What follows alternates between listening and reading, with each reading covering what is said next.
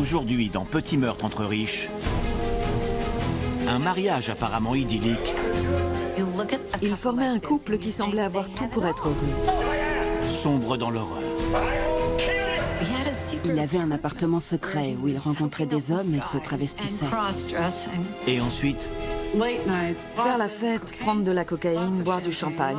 La drogue était partout. elle était jeune, il était riche, mais leur couple était voué à l'échec. Quand on trempe dans des affaires de drogue et de blanchiment d'argent, l'issue est souvent fatale. Je m'appelle Christopher Mason. C'est la promesse sur laquelle se fonde tout mariage. Mari et femme s'engagent à s'aimer jusqu'à ce que la mort les sépare. Mais dans Petit meurtre entre riches, la mort peut frapper plus tôt que prévu.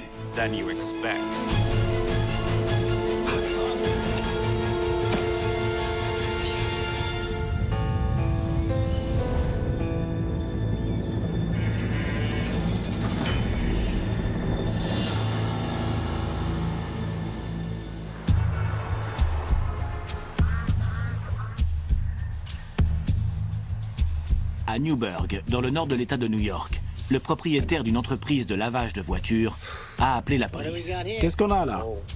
Il a retrouvé des objets étranges dans ses poubelles. Joli. Tu serais mignonne avec ça? Le propriétaire avait retrouvé les papiers d'identité d'une femme petite et menue. Elle mesurait 1,59 m et pesait à peine 45 kilos. En fouillant les poubelles, les policiers ont trouvé des cartes de crédit, des affaires personnelles, des bijoux. Le permis de conduire est au nom de Diane Pickle, 44 ans, qui vit à New York. Et en ce moment même, à Manhattan, les amis de Diane se demandent où elle se trouve. Diane avait disparu. Ses amis se demandaient où elle était passée.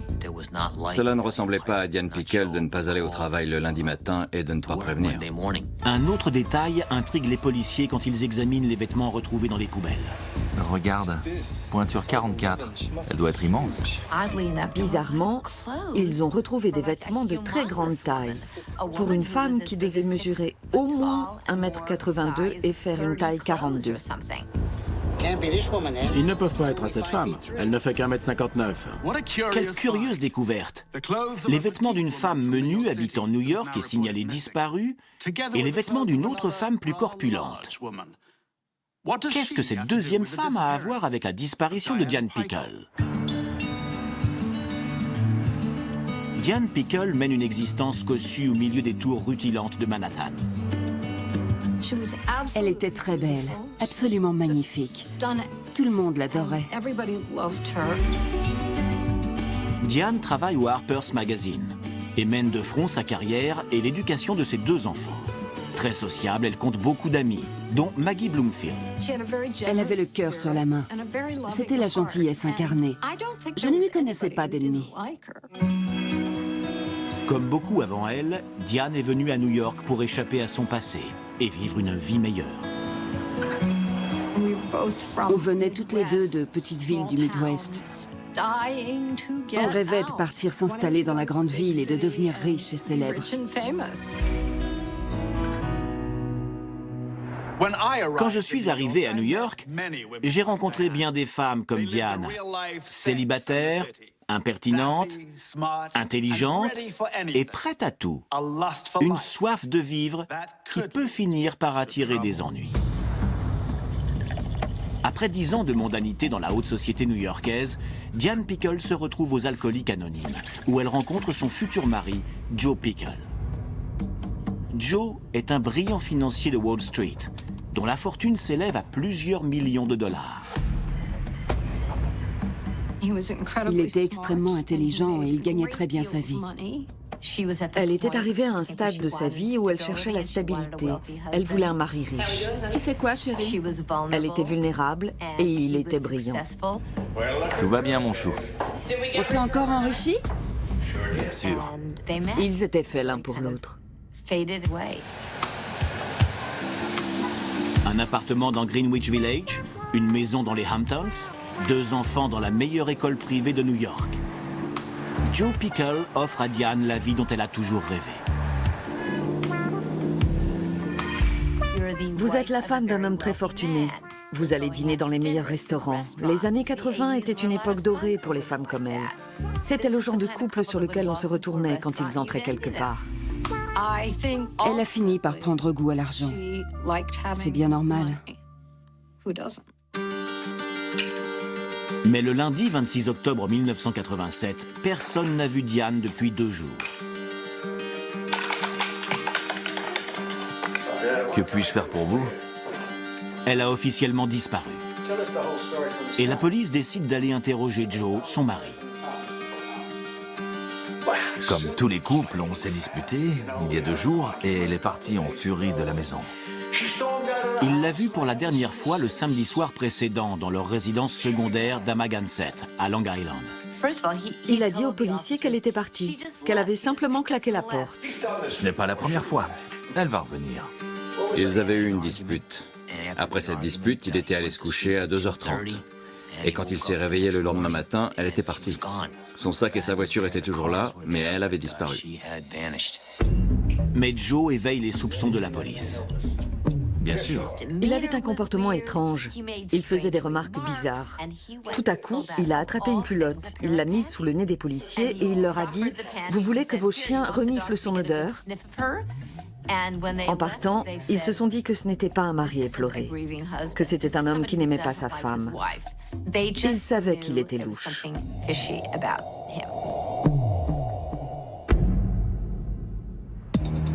La police se rend dans les Hamptons, une destination de villégiature prisée de la haute société new-yorkaise, où les propriétés du front de mer se vendent plusieurs dizaines de millions de dollars. Les Pickles possèdent une résidence secondaire donnant sur l'océan à Amagansett. C'est un endroit idéal pour oublier le stress de Wall Street. À présent, la police veut savoir ce qui s'est réellement passé ce soir-là dans les Hamptons. Entre-temps, les enquêteurs apprennent que tout n'était pas rose entre Joe et sa femme Diane. Madame daigne enfin rentrer. Où est la babysitter? Je l'ai renvoyée chez elle. Joe et Diane avaient des relations de plus en plus conflictuelles. Ils se disputaient et leur dispute était de plus en plus violente. Les amis de Diane Pickle s'inquiètent de ne pas voir Diane revenir. Ils parlent à la police du vrai Joe Pickle. Il avait une personnalité très tourmentée et complexe. Il avait de nombreux démons intérieurs et des tendances autoritaires et paranoïaques. Face aux problèmes, il réagissait souvent avec violence. Si j'apprends que tu me trompes. Je pense que c'était un homme profondément dérangé. Je te tue. Quand Diane épouse Joe en 1978, ils ont rapidement 2 enfants. Mais la jeune femme ne souhaite pas pour autant renoncer à sa carrière. Elle veut devenir un grand écrivain. Tu es fou. Mais Joe ne l'entend pas de cette oreille.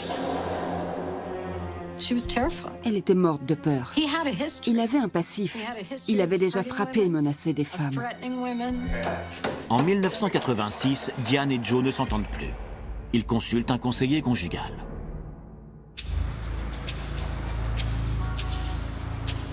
Un peu plus tard, Diane fait une terrible découverte. Son mari a un appartement secret.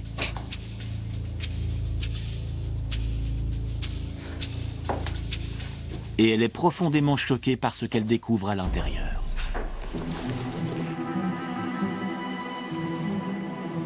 Il avait un appartement secret où il rencontrait des hommes et se travestissait.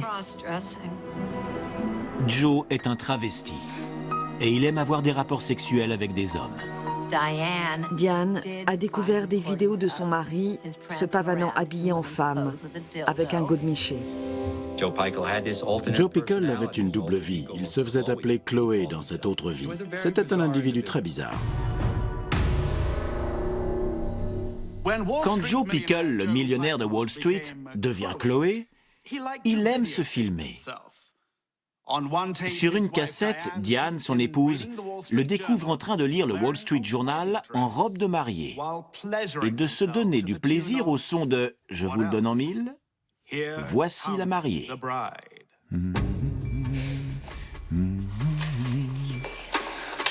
Forte de la preuve de la bisexualité de Joe, Diane demande le divorce. Puis, le 28 octobre, 3 jours après la disparition de Diane, 2 hommes font une terrible découverte sur le bas-côté d'une voie express. Ils ont aperçu une bâche verte enroulée avec une corde. Ils ont décidé de l'ouvrir et ils ont découvert 2 pieds dans des bas noirs. Ils ont compris qu'ils avaient affaire à un corps. Diane Pickle n'est plus une personne disparue.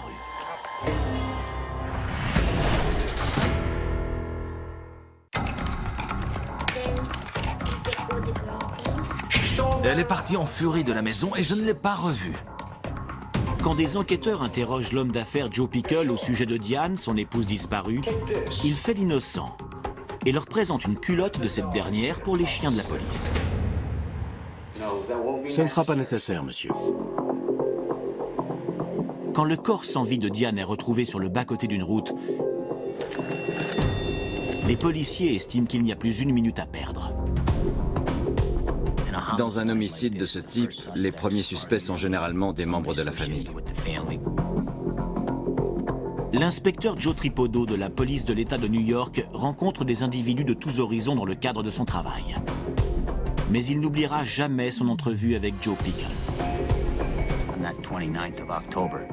Le 29 octobre, je me trouvais au poste de Newburgh. 2 policiers de Long Island m'ont amené Joe Pickle après l'avoir arrêté pour le meurtre de Diane Pickle.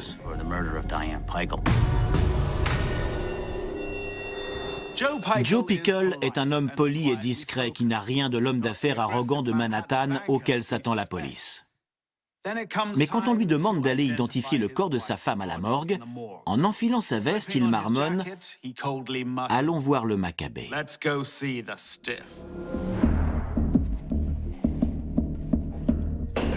La personnalité de Joe Pickle déroute les policiers, mais ils n'ont encore rien vu. Après son arrestation, nous devions, comme le veut la procédure, le photographier en sous-vêtements. Je ne me déshabillerai pas. On voulait photographier ses éventuelles blessures. Lâchez-moi. Et quand il s'est déshabillé, on a découvert qu'il portait un soutien-gorge et une culotte.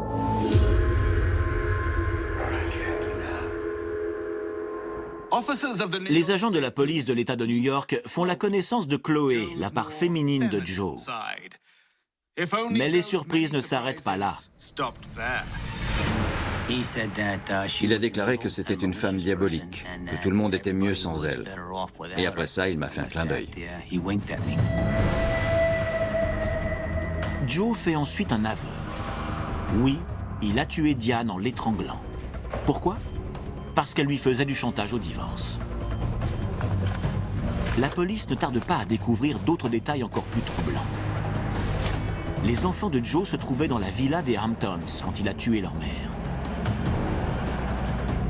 Le lendemain matin, il les a emmenés en voiture pour un voyage en enfer.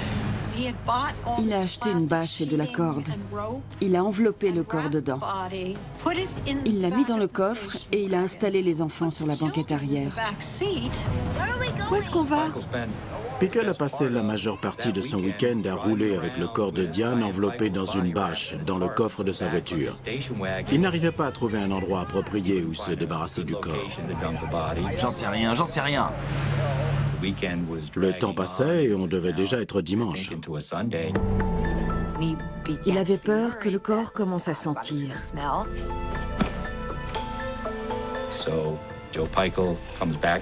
Alors Joe Pickle est retourné sur la voie express et il a finalement décidé de s'arrêter sur le bas-côté et de jeter le corps en bas de la butte. C'était impensable, vraiment rocambolesque.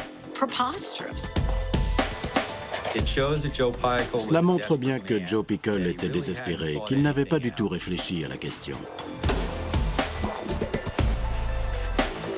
En liberté sous caution, Joe Pickle attend son procès pour meurtre. Sa femme est enterrée depuis peu quand il décide d'épouser une des mères d'élèves de la très sélecte école privée de ses enfants. Peu de temps après, la nouvelle femme de Joe confesse à la police qu'il a tenté de l'agresser avec un couteau. Ils apparaissent ensuite tous les deux dans une émission télévisée pour parler de l'incident. Elle explique qu'au début de toute relation, il y a toujours une période d'adaptation. C'est sans doute l'idée que Joe se fait d'une lune de miel. Le 21 décembre 1987 s'ouvre le procès de Joe Pickle pour le meurtre de sa femme. Il est très confiant. Après tout, il a beaucoup d'argent. Pensait-il qu'il était au-dessus des lois parce qu'il était fortuné? Absolument. Il avait les moyens d'engager les meilleurs avocats et de rafler la mise. Mais Joe n'est pas à Wall Street. Et l'accusation ne se laisse pas impressionner par les ténors du barreau de New York. Primo, il était dans ma ville. Et secondo, il avait beau nous prendre pour des ploucs, il avait commis un acte grave. On avait des preuves. Il pouvait dépenser tout l'argent qu'il voulait et engager les meilleurs avocats. Le résultat serait le même. Mais Joe Pickle a plus d'un tour dans son sac. Il a changé de version quand il est arrivé à la barre. C'était de la légitime défense.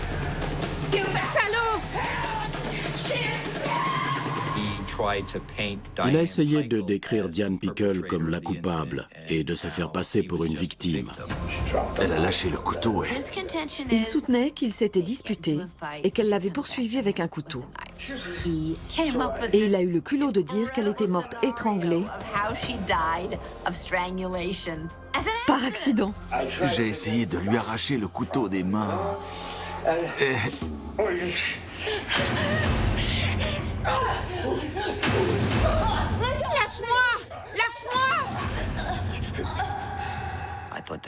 C'était tiré par les cheveux, pour ne pas dire plus.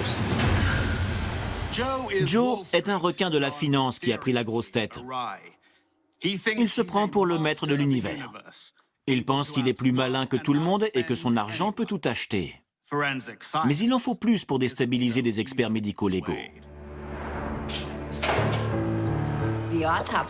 L'autopsie a révélé qu'elle avait reçu des coups à la tête avec un instrument et qu'elle avait été étranglée à la fois avec les mains et avec une corde. Où étais-tu passé? J'avais des choses à faire. J'en suis sûr, espèce de traînée.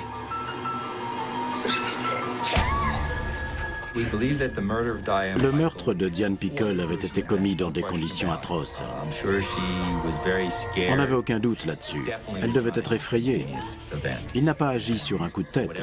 Et même si cela n'a duré que quelques minutes ou quelques secondes, je suis certain que Diane a vécu un véritable cauchemar.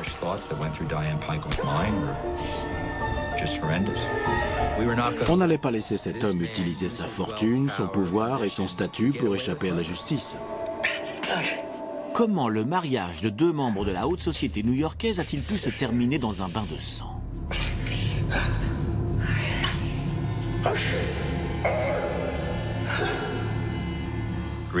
La cupidité. Il ne voulait pas lui devoir d'argent. Il ne voulait pas se ruiner dans une procédure de divorce. Et il voulait ses enfants. Il a tué une femme innocente et laissé 2 enfants orphelins. C'était un inadapté social. Il était drogué et alcoolique. Et l'association de ces 3 facteurs a produit un monstre. On a du mal à ne pas en conclure que Joe était un individu sérieusement dérangé. Le jury le reconnaît coupable. Le jury a examiné l'ensemble des preuves et a estimé que c'était lui qui l'avait tué. Malgré tout l'argent dépensé, il a échoué. Joe Pickle, le multimillionnaire, est coupable de meurtre. Mais Joe est ce qu'il est. Il cache encore bien des secrets. Il s'avère qu'il est séropositif. Il meurt du sida avant même d'avoir été condamné.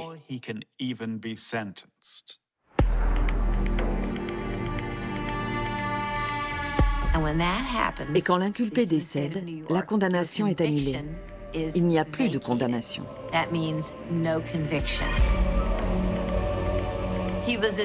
C'était un homme désespéré, dérangé, en colère et légèrement psychotique. Il détestait sa femme.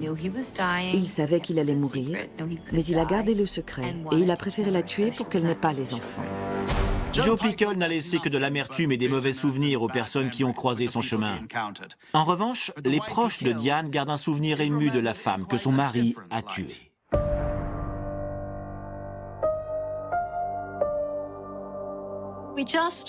On s'amusait toujours toutes les deux. On riait beaucoup. Et c'est mon souvenir le plus précieux. Nos fous rires ensemble. Chaque fois que je vais à la plage, je lui parle. Je descends à la plage et je parle avec elle, toujours.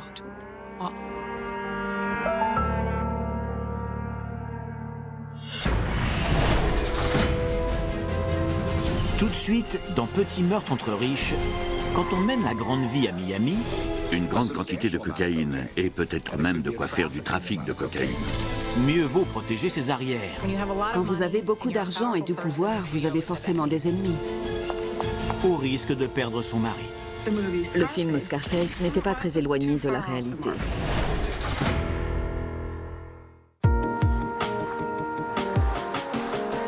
À Miami, en Floride, de riches retraités viennent couler des jours paisibles sous le soleil.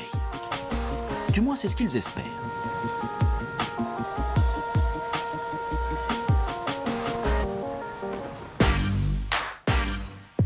Dans les années 1980, Miami connaît une vague de criminalité sans précédent.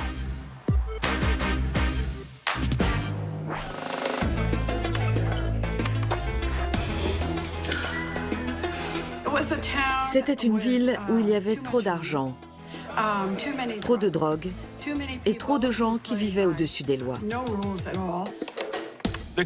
Les trafiquants de cocaïne font la loi à Miami. 11 milliards de dollars par an sont blanchis dans la ville. Tout le monde veut sa part du gâteau. Et là où il y a de la drogue et de l'argent, le meurtre n'est jamais loin.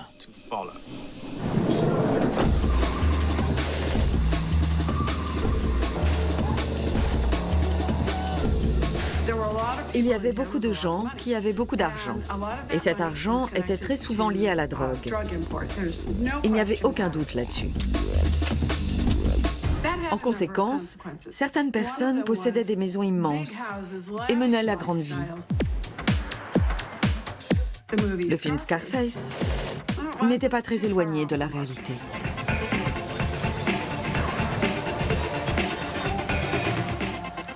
L'argent de la cocaïne produit un boom de l'immobilier. Et Stan Cohen est bien décidé à en tirer profit. À 52 ans, il dirige une entreprise du bâtiment florissante et spécule sur le marché immobilier de Miami, alors en plein essor. Il possédait un certain nombre de biens. Il avait un ranch à Steamboat Springs, dans le Colorado. C'était un skieur chevronné, il avait aussi un jet, un yacht et une très belle maison. Il est également très fier de sa jeune épouse, Joyce Cohen.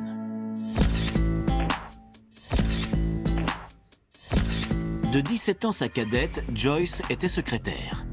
Elle a eu le coup de foudre pour ce riche homme d'affaires et a accepté de devenir sa 4e femme. Joyce quitte son Midwest natal pour Miami. Elle est jolie, mais pas très sophistiquée. Elle ne se maquille pas et ne porte jamais de bijoux.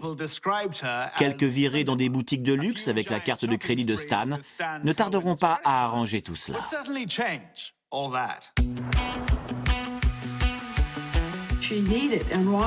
Elle rêvait de belles voitures, de bijoux, de manteaux de fourrure, de vêtements de grande marque. Elle roulait en Jaguar. Elle pouvait s'acheter tout ce qu'elle voulait. Elle avait les vêtements qu'il fallait. Elle sortait dans des endroits sélects. Et quand on est jeune, riche et belle à Miami, on a envie de faire la fête sans se soucier du lendemain. Je vous resserre? Elle aimait faire la fête, aller en discothèque, prendre de la cocaïne, boire du champagne. La drogue était partout.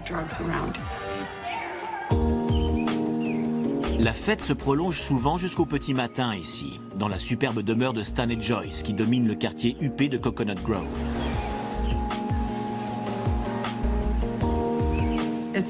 C'est une vaste maison perchée sur un promontoire. Elle jouit d'une vue imprenable. C'est une maison très imposante avec beaucoup de charme. Mais le 7 mars 1986, la magnifique maison des Cohen est le théâtre d'un drame. Des dizaines de policiers et d'experts médico-légaux passent la zone au peigne fin. Un cordon de sécurité est mis en place pour empêcher les gens de rentrer. J'ai levé les yeux vers la maison, sur le promontoire, et je me suis dit que les gens qui vivaient ici avaient la belle vie. Qu'est-ce qui avait bien pu se passer?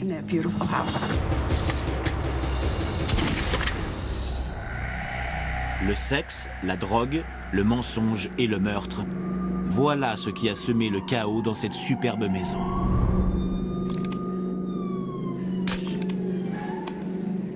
Joyce Cohen était dans tous ses états.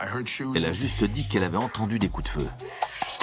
Ce matin-là, Joyce Cohen se lève de bonne heure afin de se préparer pour un vide-grenier.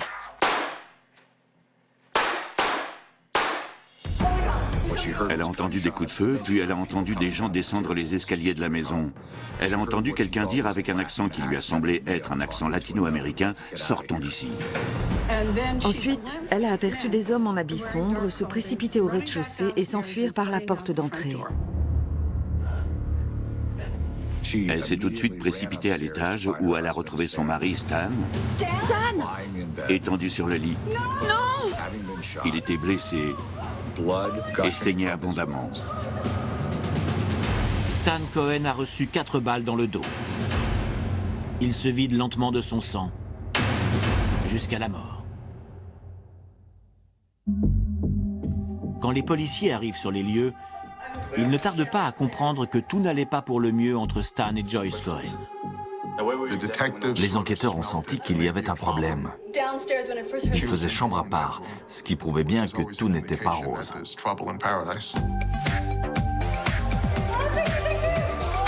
L'argent de Stan Cohen permet à Joyce de vivre dans le luxe, mais il ne peut rien contre leurs 17 ans de différence d'âge. À 52 ans, Stan vient d'avoir une crise cardiaque sans gravité qui l'a néanmoins incité à lever le pied. Mais sa jeune épouse ne l'entend pas du tout de cette oreille. Nouvelles chaussures?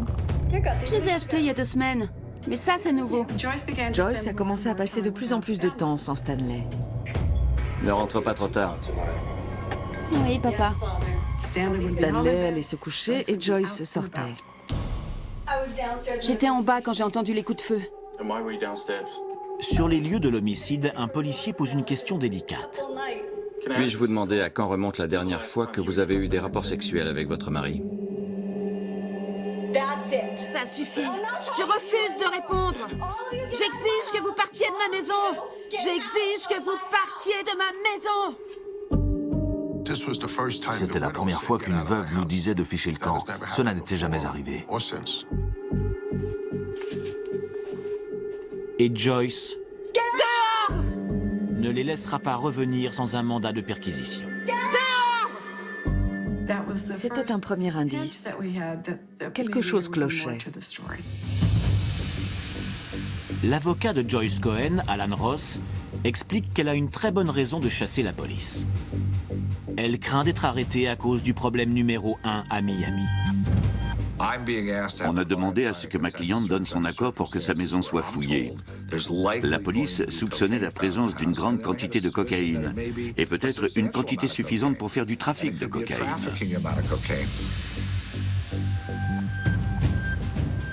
Pendant que les enquêteurs attendent un mandat de perquisition, un policier fouille le jardin.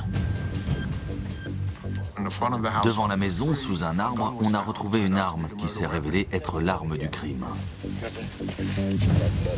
C'est un revolver de calibre 38 et il appartient à la victime, Stanley Cohen. Bien joué.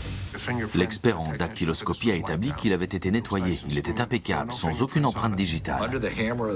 Sur le revolver, ils ont retrouvé un morceau de mouchoir, mais un morceau vraiment minuscule.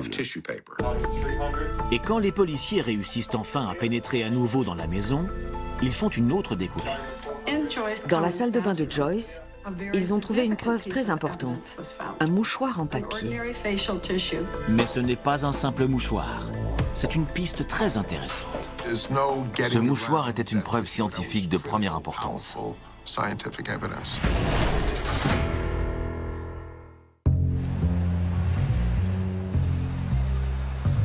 Miami au milieu des années 1980. La cocaïne est partout et ne laisse aucun répit à la police. En moyenne, on déplorait 600 homicides par an à cette époque. C'était considérable. Et la plupart étaient en rapport avec la drogue.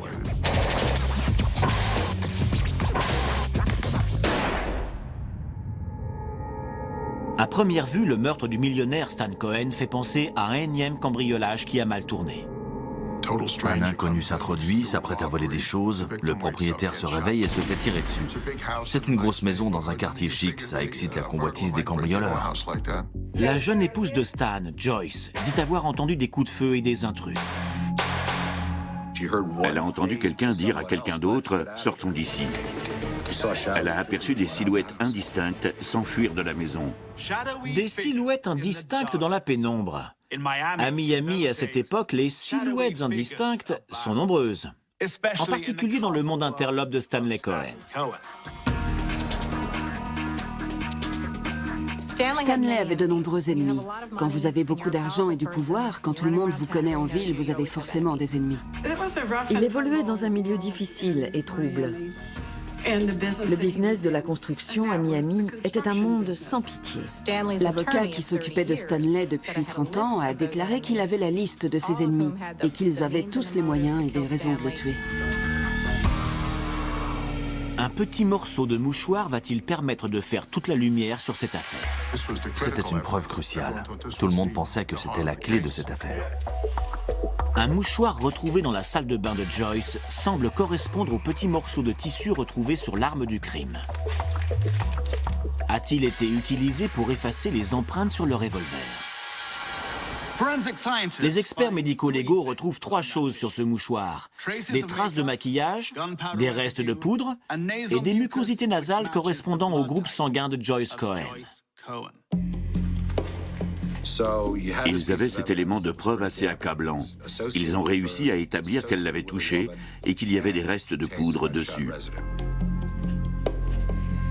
Quant au mobile, les enquêteurs pensent qu'il s'agit d'une chose très courante chez les couples de nantis. Tu me prends pour une idiote? La peur de perdre son standing de vie en cas de divorce.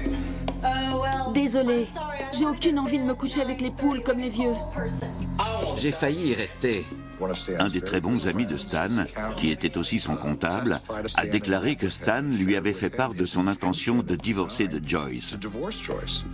Joyce a confié à ses amis que Stanley lui avait dit que s'il divorçait, elle n'aurait rien. Elle partirait comme elle était venue, sans rien. Rien du tout.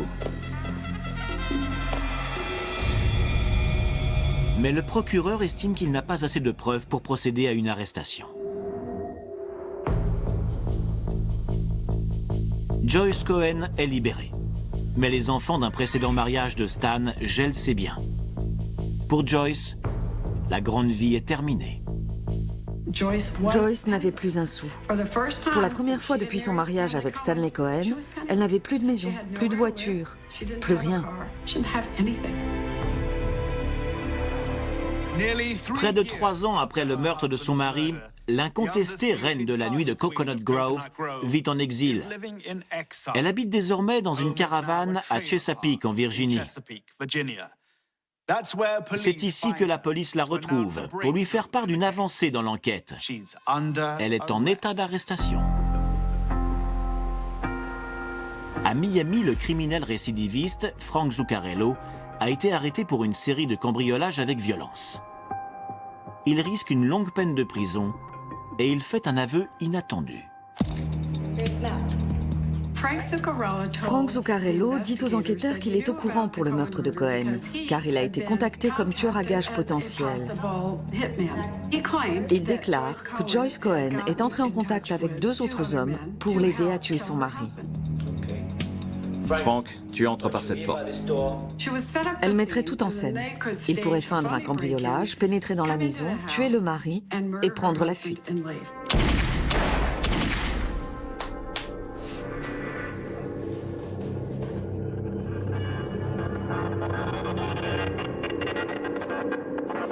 Et si la police s'est intéressée à Frank Zuccarello, c'est grâce aux renseignements fournis par une amie de Joyce Cohen, avec laquelle elle aimait faire la fête à Coconut Grove. Joyce lui a dit qu'elle craignait de divorcer et de perdre tout son argent, et qu'elle le préférerait mort. Tu parles sérieusement? Oui. Elle lui a demandé si elle connaissait quelqu'un. Et selon Frank Zuccarello, elle a pris rendez-vous avec des hommes et leur a promis $20 000 s'ils le tuaient. Joyce passe en jugement pour meurtre. Le témoignage de Frank ainsi que la preuve du mouchoir persuadent le jury que Joyce a commandité la mort de son mari.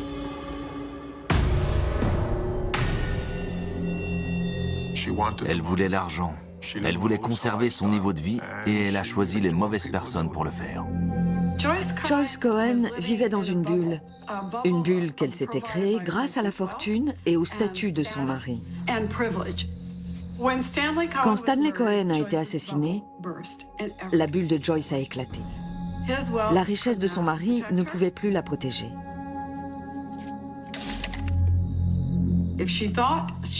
Elle pensait qu'elle s'en sortirait sans être inquiétée, mais elle s'est trompée.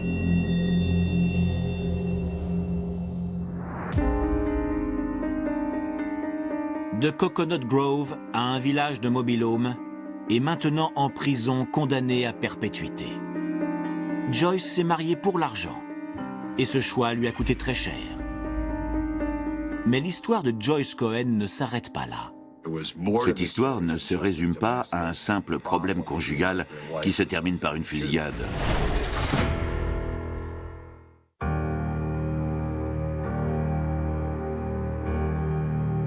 Aujourd'hui, Joyce Cohen est incarcérée à la prison de Lowell, en Floride.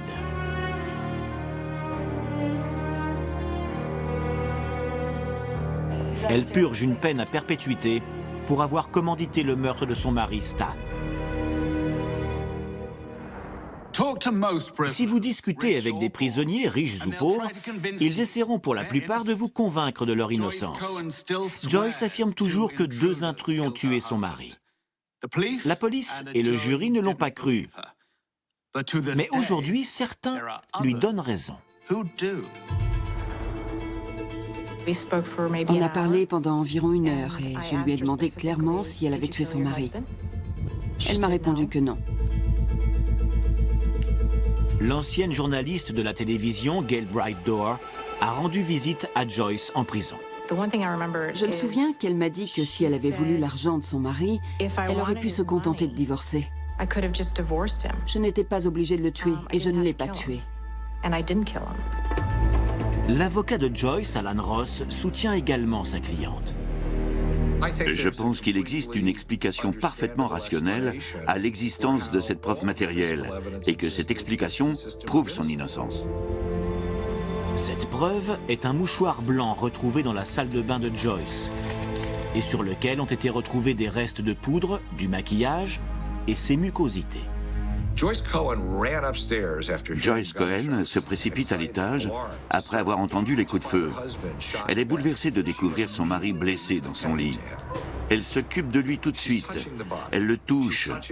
Elle pose une serviette contre ses blessures. C'est tout à fait logique que des restes de poudre aient atterri sur ses mains, parce qu'il y avait des restes de poudre partout sur le corps de Stan Cohen. Je sais pas! Il a la tête couverte de sang! Elle renifle, elle pleure, elle prend des mouchoirs, elle va dans la salle de bain.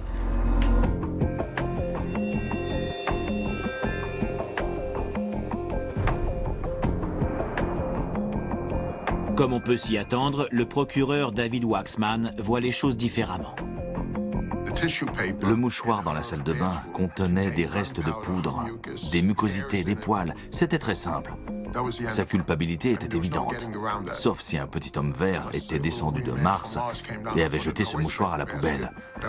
On tenait une preuve tangible. Et il y a toujours le témoignage gênant du criminel devenu mouchard, Frank Zuccarello. Il prétend que Joyce l'a engagé, lui et 2 autres hommes, pour tuer son mari. En échange de cet aveu, Zuccarello obtient une réduction de peine. Cette perspective l'a-t-il poussé à inventer toute cette histoire? Ses complices, qui selon ses dires ont agi sans lui, n'ont pas autant de chance. Tous deux nient toute implication dans le meurtre. Mais ils sont déjà en prison pour divers cambriolages. Quand Zuccarello les dénonce, ils ne sont pas en position de marchander. Au départ, ils ont dit qu'ils n'étaient au courant de rien. Ensuite, on leur a proposé une sorte de marché, c'est-à-dire une réduction de peine s'ils coopéraient, s'ils avouaient qu'ils l'avaient tué. Et malgré ça, ils ont continué à tout nier en bloc. Je suis convaincu qu'ils n'ont jamais rencontré Joyce Cohen, qu'ils n'avaient aucune idée de l'endroit où se trouvait la maison de Stan Cohen. Ils n'y sont jamais allés. C'est une histoire inventée de toutes pièces.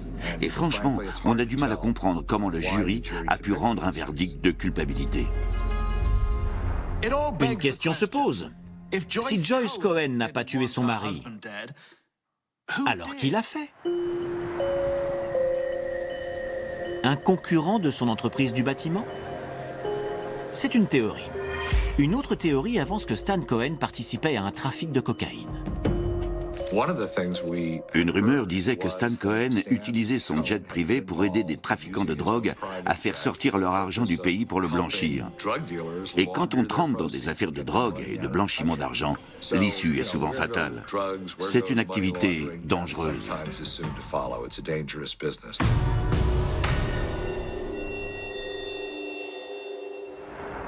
Quel que soit celui qui a tué Stan Cohen, le mobile reste le même, l'argent. Qu'il s'agisse d'un vœu de mariage ou d'un contrat professionnel, quand des millions de dollars sont en jeu, la cupidité peut facilement pousser quelqu'un à commettre un meurtre. J'en étais convaincu à l'époque et je le suis toujours. Joyce est innocente. Elle n'a rien à voir avec cette affaire. J'ai assisté au procès. J'ai interviewé tous ceux qui ont bien voulu me parler. J'ai interviewé certains jurés et Madame Cohen. J'ai fait beaucoup de recherches. Et ma conviction est que Joyce Cohen est coupable du meurtre de son mari. Cette femme est peut-être innocente et elle va passer le restant de sa vie en prison pour un meurtre qu'elle n'a pas commis. Dans la richesse comme dans la pauvreté, pour le meilleur et pour le pire. Devant l'autel, qui peut prédire ce qu'il en sera? Diane Pickle a épousé un brillant financier de Wall Street, qui avait en fait une double vie, tandis que Joyce Cohen s'est mariée pour l'argent et finira sa vie en prison. Ses maris et ses femmes aspiraient à une vie fastueuse. L'argent leur a permis de réaliser leurs rêves, jusqu'à ce que le meurtre ait le dernier mot. À bientôt pour un prochain épisode de Petits meurtres entre riches. C'était Christopher Mason.